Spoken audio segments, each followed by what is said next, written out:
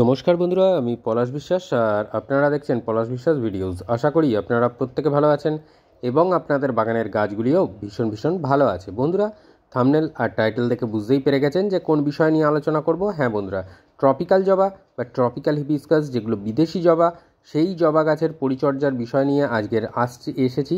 তো যাদের এই গাছ আছে তারা কিন্তু এই কেয়ারটা যেটা দেখাবো সেই মতো দেবেন। দেখুন, কুঁড়ি আসতে শুরু করে দিয়েছে।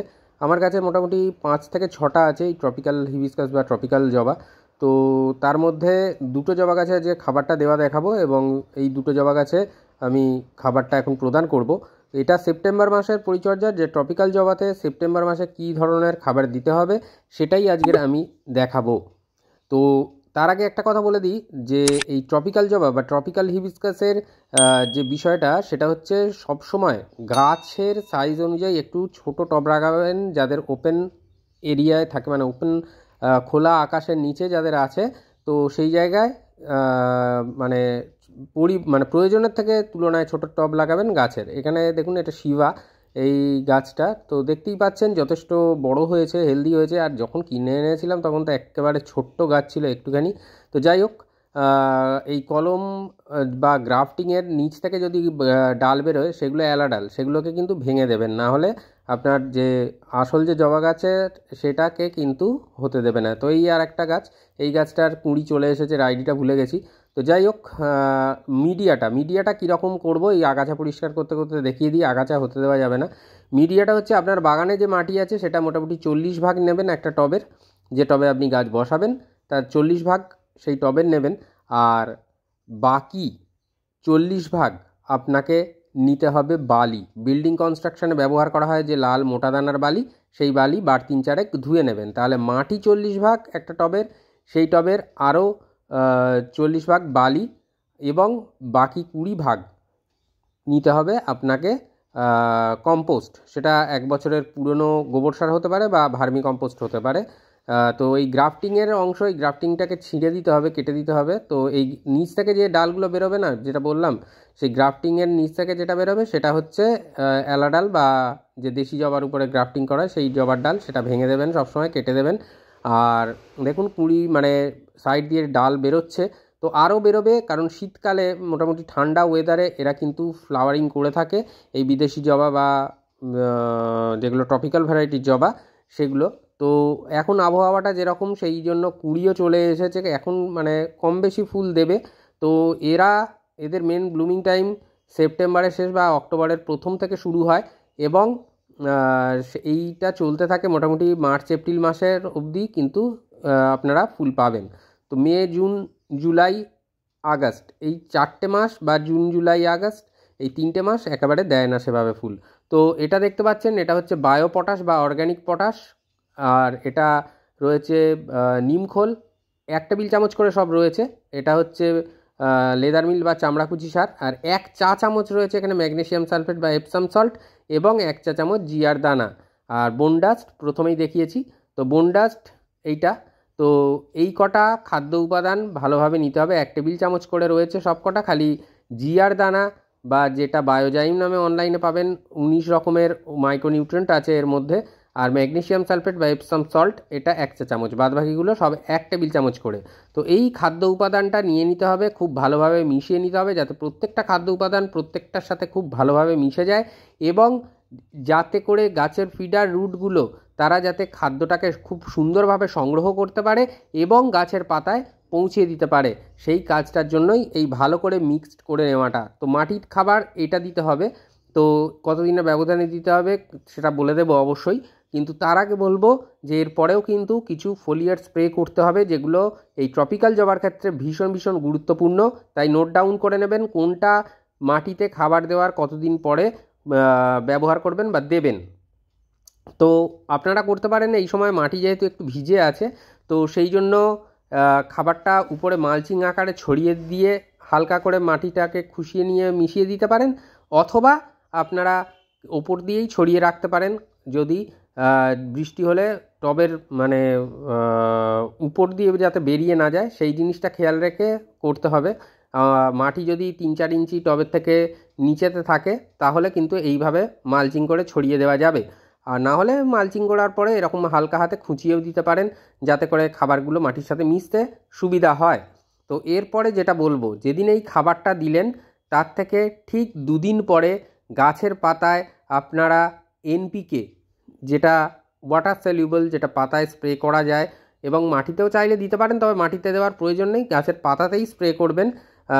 13-0-45 এনপিকে 13-0-45 ঠিক 2 দিন পরে, মাটিতে খাবার দেওয়ার ঠিক 2 দিন পরে আপনারা কিন্তু এই এনপিকেটা গাছের পাতায় স্প্রে করে দেবেন। দেখবেন ভীষণ ভালো রেজাল্ট আপনারা পাবেন, গাছের বৃদ্ধি ঘটবে, তার পাশাপাশি গাছে কিন্তু কুঁড়ি নিয়ে চলে আসবে। তো যেদিন এনপিকে 13-0-45 গাছের পাতায় স্প্রে করলেন, তার থেকে আরও 3 দিন বা 4 দিন পরে আপনারা আর একটা এনপিকে স্প্রে করবেন, সেটা হচ্ছে এনপিকে 0-0-50 বা যেটাকে সাদা পটাশ বলা হয় অথবা সালফেট অফ পটাশ নামেও পরিচিত। তো একটা টবে দিলাম, বাকিটা এই টবে খাবার দেবো, ততক্ষণে বলে দিই। তো এই যে মিডিয়াতে খাবার দেওয়ার ব্যবস্থাপনা, এটা 15 দিন পরে আবার রিপিট করবেন। আর যেটা পাতায় ফোলিয়ার স্প্রের কথা বলছি, সেগুলোও আবার চক্রাকারে মাটিতে খাবার দেবেন যখন 15 দিন পরে, তারপর থেকে আবার যেভাবে মানে বলছি যতদিনের গ্যাপে গ্যাপে মোটামুটি নিয়ম মেনটেন করে ওই রকম গ্যাপেই আপনারা দেবেন। তাহলে দেখবেন খুব ভালো রেজাল্ট আপনারা পাচ্ছেন আপনাদের গাছ থেকে। টবের মিডিয়ায় কিছু অনুখাদ্য তো রয়েছে, জিআর দানার সাথে সাথে ম্যাগনেসিয়াম সালফেট দেওয়া হয়েছে এবং পাশাপাশি যেগুলো নাইট্রোজেন, ফসফেট, পটাশ জাতীয় সার, সেগুলোও কিন্তু কিছুটা পরিমাণে প্রয়োগ করা হয়েছে টবের মাটিতে। তো এরপরেও কিছু কাজ থেকে থাকে। যেদিন মিডিয়ায় খাবার দিলেন ঠিক 1 সপ্তাহের মাথায় আপনারা টবের মাটিতে হিউমিক অ্যাসিড, এটা কিন্তু একবারই দিতে হবে মাসে, সেপ্টেম্বর মাসে একবারই প্রদান করবেন। হিউমিক অ্যাসিড জলে গুলে টবে মাটিতে দিতে হবে। কতটা পরিমাণে নেবেন? যাদের লিকুইড ফরমেশনে আছে 1 লিটার জলে 1 থেকে 1.5 ml নেবেন, নিয়ে সেই তরলটা 250 থেকে 300 ml টবের মিডিয়ায় দিয়ে দেবেন। এটা 10 ইঞ্চি টব বা 8 ইঞ্চি টবের ক্ষেত্রেও প্রযোজ্য। তো খাবারটা দেখলেন যে আমি কিন্তু 8 ইঞ্চি টব সেহেতু ভাগ করে নিয়েছি। যদি 10 ইঞ্চি টবে হতো, এই একটা খাবার একটা টবের জন্যই ঠিক ছিল, মানে যে পরিমাণটা দেখিয়েছি। আর যাদের ডাস্ট ফর্মে হিউমিক অ্যাসিড আছে তারা 1 চা চামচ পরিমাণ নেবেন 1 লিটার জলে, নিয়ে সেখান থেকে 250 ml করে মানে ওই তরল হিউমিক অ্যাসিডের আপনারা টবের মিডিয়ায় দিয়ে দেবেন। সেটা 8 ইঞ্চি হোক বা 10 ইঞ্চি হোক, যে কোনো টবের ক্ষেত্রেই প্রযোজ্য। তো এরপরে দিতে হবে অনুখাদ্য, গাছের পাতায় স্প্রে করতে হবে। ট্রপিক্যাল জবা যেটা ভীষণ ভালো কাজ করবে সেটা হচ্ছে সিউইড বেস ফার্টিলাইজার। যে কোনো, আমি বায়োভিটা দেখাচ্ছি মানে এটাই দিতে হবে এমনটা নয়, যাদের কাছে যে সিউইড বেস ফার্টিলাইজার আছে সেটাই দেবেন। All in gold super, Sagarika, এরকম প্রচুর কিন্তু সিউইড বেস ফার্টিলাইজার রয়েছে, সিউইড বেস অনুখাদ্য রয়েছে, সেটা দিয়ে দেবেন। ভীষণ ভালো রেজাল্ট আপনারা কিন্তু পাবেন।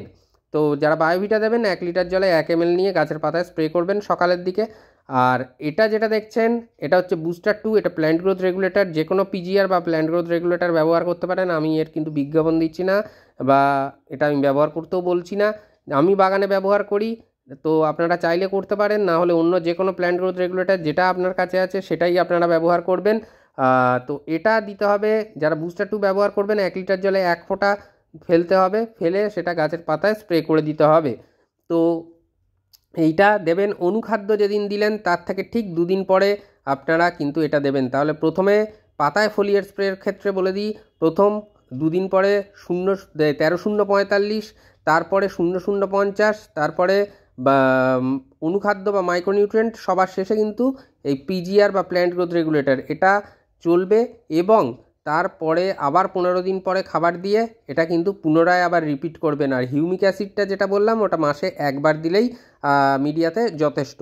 তো এই হলো সেপ্টেম্বর মাসে, সম্পূর্ণ সেপ্টেম্বর মাস জুড়ে আপনার ট্রপিক্যাল জবা বা বিদেশি জবা গাছের পরিচর্যা। এই রেগুলারিটিটা মেনটেন করে যদি আপনার জবা গাছে আপনি কেয়ার করেন, কোনো সমস্যা থাকবে না। জবা গাছে ফুল আসছে না, কুঁড়ি হলুদ হয়ে ঝরে যাচ্ছে, এমন কোনো কথা কিন্তু বা প্রশ্ন আপনার মাথাতেও আসবে না, কারণ ফুলে ফুলে ভরে থাকবে আপনার গাছ। এরপরে কীটনাশক 10 দিনের ব্যবধানে প্রয়োগ করতে হবে। যে কোনো 2 ধরনের কীটনাশক রাখবেন, সেটা গাছের পাতায় ঘুরিয়ে ফিরিয়ে 10 দিনের ব্যবধানে স্প্রে করবেন। তাহলে পোকামাকড়ের আক্রমণ কোনোভাবেই আসবে না। আর পারলে সপ্তাহে একবার করে নিম অয়েল স্প্রে করবেন সুস্থ গাছে, তাহলে পোকা ধরার সম্ভাবনা একেবারেই থাকে না। তো বন্ধুরা, আশা করি বুঝতে পারলেন কিভাবে পরিচর্যা করতে হবে। তো এভাবেই পরিচর্যা করুন আর বাগানটাকে সাজিয়ে তুলুন, সুন্দর করে তুলুন। আর বন্ধুরা, যেতে যেতে একটা কথাই বলবো, যারা সাবস্ক্রাইব এখনও করেননি দয়া করে সাবস্ক্রাইব করে রাখুন, অনুপ্রেরণা যোগায় আগামী ভিডিও বানানোর জন্য। মন থাক চিরসবুজ, পৃথিবী হোক সবুজময়, এই বলে আজকে এখানেই সমাপ্ত করছি। আবার আসছি আগামীকাল ঠিক সন্ধ্যে 6টায়। ততক্ষণ সকলে সুস্থ থাকুন, ভালো থাকুন, প্রচুর পরিমাণে গাছ লাগানোর পাশাপাশি অবশ্যই দেখতে থাকুন পলাশ বিশ্বাস ভিডিওস। খুব ভালো থাকবেন বন্ধুরা সকলে, নমস্কার।